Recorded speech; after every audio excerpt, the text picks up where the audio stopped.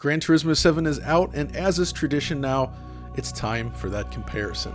As we did with Horizon Forbidden West, we're going back to look at the last generation or PS4 versions of GT7.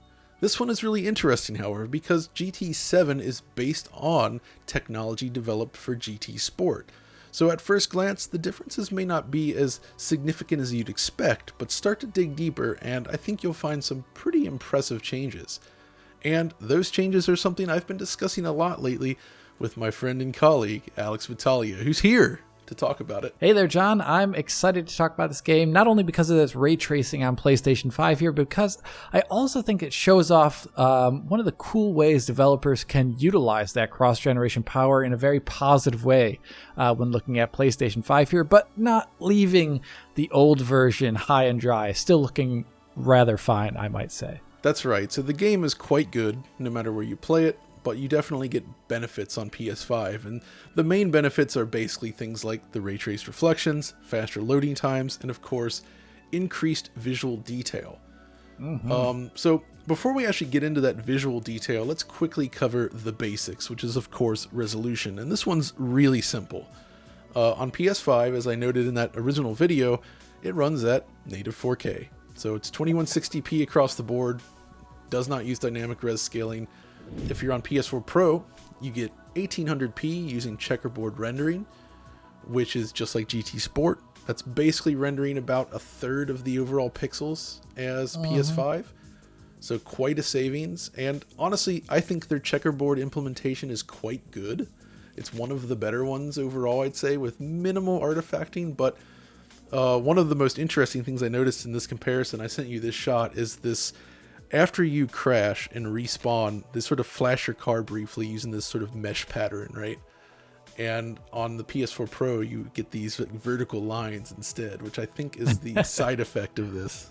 Yeah, I think in general, like you're saying, it holds up pretty well. The only thing we noticed otherwise, other than that little weird thing, was just the general amount of aliasing is different between the two. Like you zoom in over here on this side view mirror that we looked at earlier, John, and you can see that like actually it's, you know, it's not just higher res on PlayStation 5, but due to the way the image is constructed, it actually looks rather nicely anti-aliased in comparison to that PS4 Pro version. So it's more stable resolution as well there. That's right, absolutely. And then of course on the bottom we have the base PS4 still kicking along here, and this one is 1080p. As you'd expect. All three versions target 60 frames per second in gameplay, which we will cover later. But I think the meat of this video, and the thing that I really want to talk about, are the visual differences. And there are a lot of them, a whole lot more than I actually expected. And I want to start here with Trial Mountain. This was one of the new circuits for the game. It's actually bringing back a classic track from an older GT games, but they've completely remade it in the new engine, and it's pretty clear from this one that they've taken advantage of the new system by basically building a more densely populated environment, right? Yeah, I think one of the most obvious things when just looking at them side by side in comparison to one another is the foliage on the side of the track. Not even just like the generic bushes and stuff that you are not close to the track itself, but just even stopping the camera on the side of the track and looking right next to the tarmac. There's an entire layer of grass absolutely missing on the PlayStation 4 Pro version.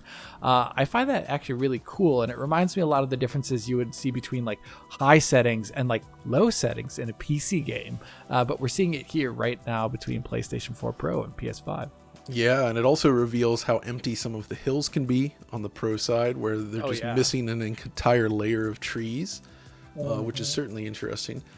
In addition, though, this track also reveals some pretty serious changes to the lighting model, I think. Yeah, specifically with indirect lighting and things like in these tunnels, for instance. Like, well, before we even talk about the environment, just look at the car here. You'll notice that the car itself actually has sort of like cavity ambient occlusion, which is something we've seen for a while now, actually. But it was missing in Forza Horizon 5 on the base Xbox. And it's missing on the PS4 Pro and PS4 as well. And that's basically the sort of shadowed regions around all the body panels and sort of around the car. It gives it more natural shading. But there's more beyond that, of course.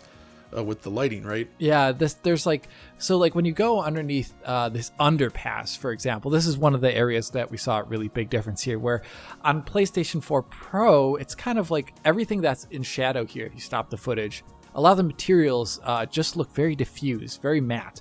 You switch over to PlayStation 5 here and that exact same shot, and you see that there is actually like a reflectivity layer to everything, and everything's a bit brighter as well too. So the lighting is actually rather different looking. Same thing inside tunnels. Like we go over the tunnels here on PlayStation 4 Pro. If you're underneath this tunnel and you're just about to go to that threshold there, it's oddly kind of glowy, and this is something that we've talked about a bit before in last gen games, like areas where they use indirect lighting stuff that is kind of inaccurate and it looks kind of glowy. You switch over to PlayStation 5, whatever they're doing different here, and you can only really guess, it looks a lot more natural in the way the light kind of permeates through the scene. I'm not sure how they're doing it because they have real-time lighting in this game, but it looks quite a bit better on PlayStation 5.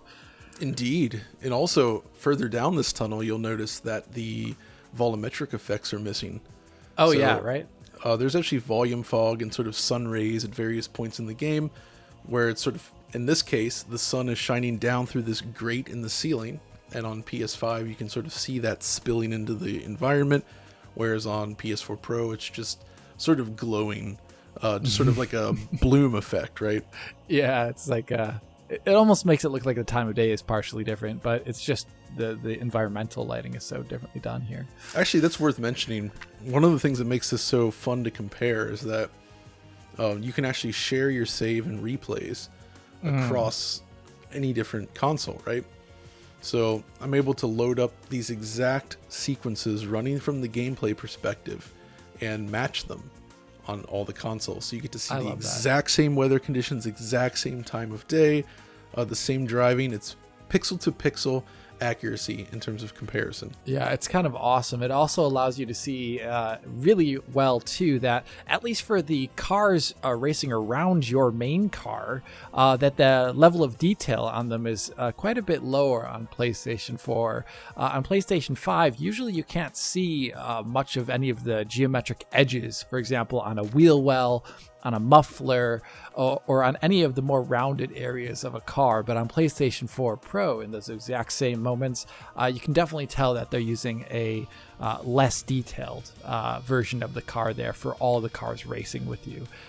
It's probably not the biggest deal, but in general, it would also mean technically when you're driving along that you wouldn't see the LEDs switching as rapidly on PlayStation 5, for example.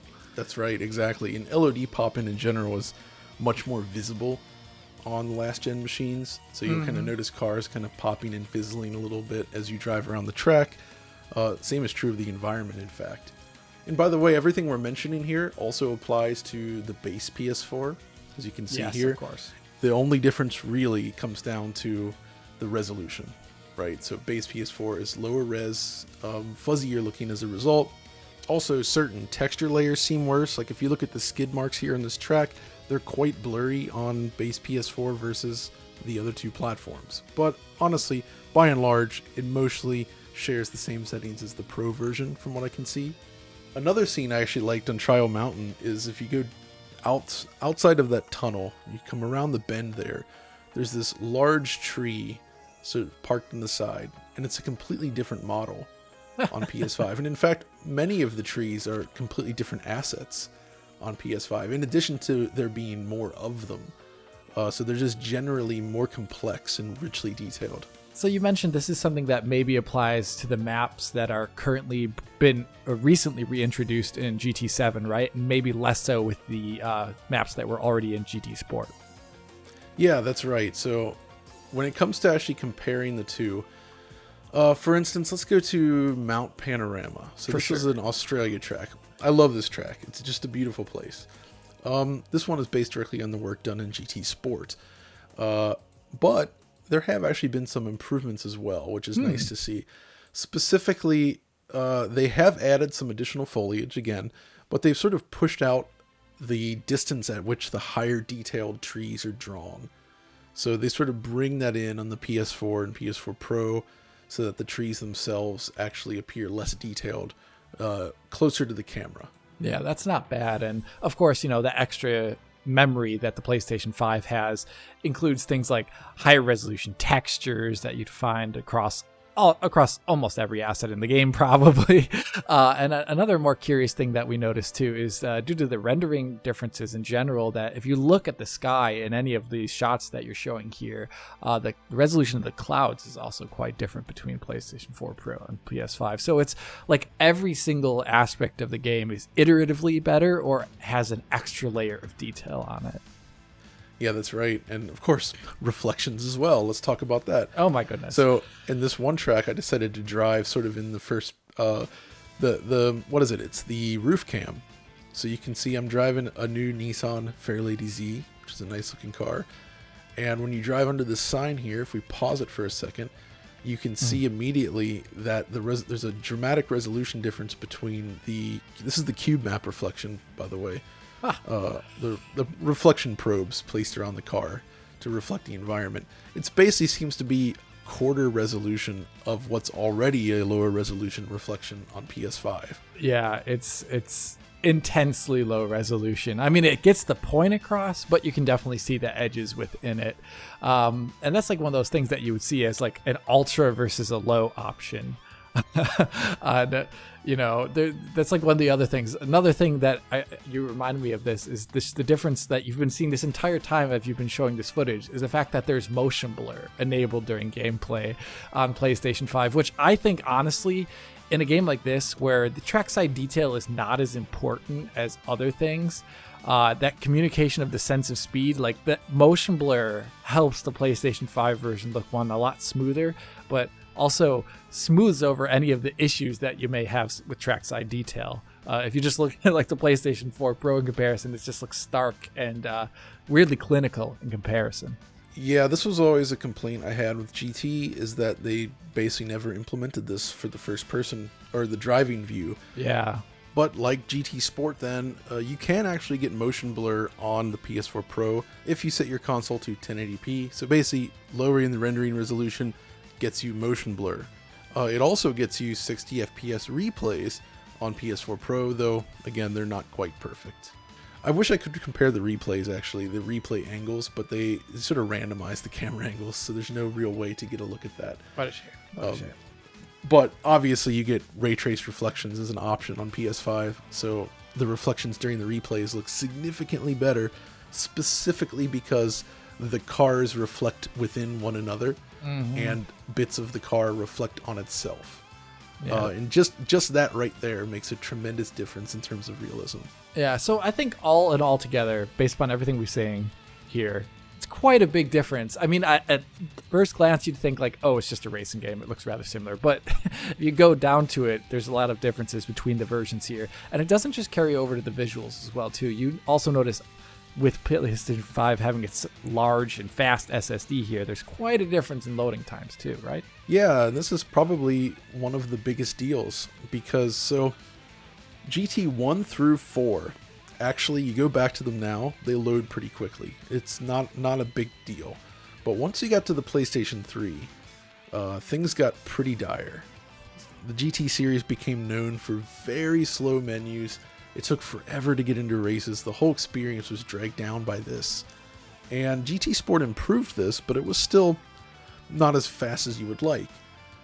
And unsurprisingly, that kind of represents what you get on PS4 and GT7. So the menu itself is actually not too bad. They did a good job at optimizing this to ensure that navigating sort of the world menu is fairly smooth on all platforms. That's good. It's obviously faster on PS5, but it doesn't feel like you're waiting a long time between each selection as you do on PS3. So it's not that bad. But when you actually want to start a race, this is where the big difference comes in. And so on PS5, they've actually patched it since I first looked at it, and it was already fast, but now it's so fast that races can load in, well, under 1 second, though that can increase to like 2 to 3 seconds depending on the complexity of the race, which is really fast, actually. That's smoking fast. Yeah, it's the fastest in the series to date. It basically never feels like you're waiting for anything. It's just you kind of jump into whatever event you want and you're just going. And for me, that actually has a tremendous impact on the overall flow of the GT mode, because it encourages, it's things like there's the mission mode, there's the license test, there's these sort of like little things that you'll do that aren't full lengthy races, but it still requires you to load into the track. So basically solving that loading issue makes those a lot more fun. That's pretty important for the game to be enjoyable to be played. I agree. So on PS4 then, you know, it does vary a little bit depending on how many cars are in the race and the track and everything, but by and large, it sort of averages around 40 seconds to get into a race. Gosh. So you click race, and you're basically looking at a loading screen for a while, like this. And I mean, it's par for the course. Let's be honest. This is how these types of games were, gen, right? yeah. This is what you dealt with. But it really reminds me of how much slower these games became once they shift to the HD machines. The amount of data increased beyond what the systems could actually load at a relatively quick pace. Yeah, it's intense, and the speed of the drives also, I mean, were almost the same, 5,400 RPM, I think, as well in PlayStation 3. So, yeah, it makes sense, but it is really nice to see that PlayStation 5 maintains its advantage there, like we expect from this new generation of consoles. But what about performance there, John? Is it more of a mix-up? Because you did note some slowdown occasionally on PlayStation 5 in your big review video. What is it like on PlayStation 4 and PlayStation 4 Pro? So, as I noted in that video then, PS5 is generally completely locked. But there are certain conditions you can trigger that will result in some slowdown. Specifically, the worst case, of course, is the rain. So that's one of the things we're going to test here. But by and large, I found that when playing on PS4 and PS4 Pro, the performance is good, but a little less stable than GT Sport. So just driving around the track in a full grid, you get these little blips along the way, and there's also pockets of slowdown. I think an example of this would be like, say, the Tokyo track. This is one of my favorite tracks in the game, actually. It's just a beautiful thing. But on PS4 Pro, as you can see, there's just sections where the frame rate sort of slips below 60. It hangs there for a little bit and then jumps back up to 60 FPS. And of course, I am using this replay feature here from the gameplay perspective, but I found that the performance here is identical to what you get when you're actually playing. Yeah, so I noticed exactly. So I noticed these same dips when initially recording this run. So that's kind of the thing. PS4 is kind of similar, I would say, by and large, but they're both not as stable as PS5 overall. But I did find a couple scenarios, well, specifically one scenario where yeah, just one. It had a momentary advantage. So that one race I did in the other video, the rainy track, you know, full grid, non-rolling start, lots of rain. This is the one scenario that kills the PS5 in terms of performance. On PS4 Pro, believe it or not, the early parts of this race actually run better. Yeah, this is rare though. Like, this is not the average. Like you were postulating beforehand, PS4 Pros, like the large big plumes of water vapor going up in the air behind the cars. They're like really low res in comparison to what you're seeing there on PlayStation 5. The fact that it might run a bit better is not so surprising. It looks visually quite a bit worse. Yeah, and I think generally flooding the screen with particles like this, especially at native 4K, is one of those things that just sort of saps GPU resources, right? So I'm not surprised that it drops there. And by using a much lower pixel count and lower resolution, well, everything, it sort of saves the older PS4. Let me also zoom in here on the rear view mirror, and you'll note that on the PS5, another detail that it has in its favor is that you get these specular reflections from the headlights across the wet surface, which basically means that it's drawing point lights here versus the other consoles, which are not. But later in this race, as you can see, actually, they sort of trade places again, and the PS5 ramps back up, and it's fine. It's specifically the early part of that race that's really heavy. Yeah, it makes sense. So I would say here we pretty much covered every single thing there is. I mean, I still think performs pretty well on PlayStation 4 Pro.